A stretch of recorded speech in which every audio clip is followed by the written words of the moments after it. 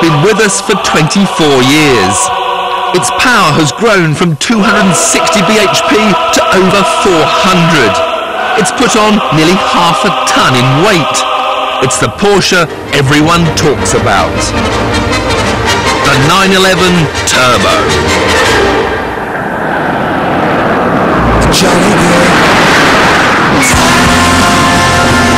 There hasn't been one on sale since the new shape was launched in 1997, and as always, it's the version that Porsche love to keep you waiting for. But now it's here, and for the first time it's moved into the modern world with a detuned version of the water-cooled 3.6-litre twin-turbo that powered Porsche to victory at Le Mans in 1998. It produces 420 horsepower and will propel this 911 to 189 miles an hour, at which speed is surprisingly stable.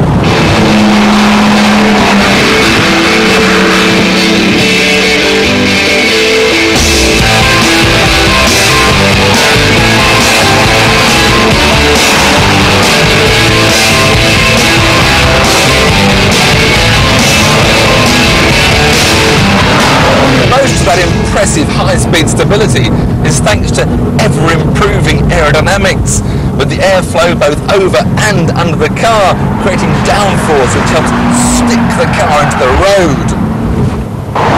Well, most of the time anyway.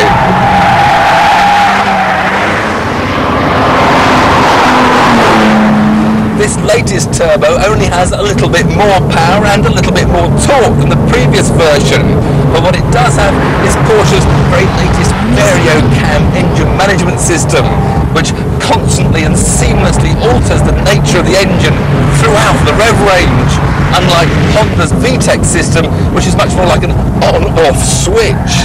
With only 100 turbos coming to Britain each year and over 200 deposits already on them, there's a long waiting list, and those lucky few have been given an early Christmas present, as Porsche have just dropped the price from £97,000 down to £86,000, and that's 6 less than the previous model. The turbo sits just 1 inch lower than this standard 911, yet sets itself apart with a deep front air dam that snarls out from under its own trademark headlamps.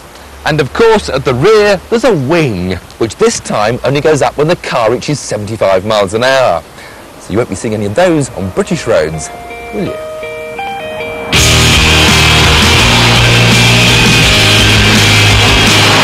You can now even have an automatic Tiptronic gearbox with your turbo.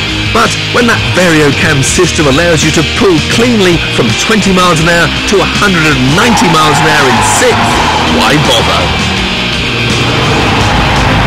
The four-wheel drive powertrain varies from 95% to the rear normally down to 60 when things get a little bit on the wild side.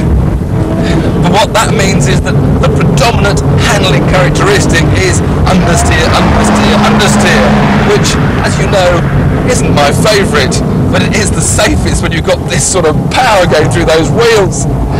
But this 911 isn't so much about handling, it's more about grip, grip, and more grip, because you can plant that 420 horsepower on the road and go around this Millbrook Alpine test circuit at speeds I'd never previously dreamt of. This is one hell of a road car. They may only come along once in every 8 years, but the 911 Turbo is always worth waiting for.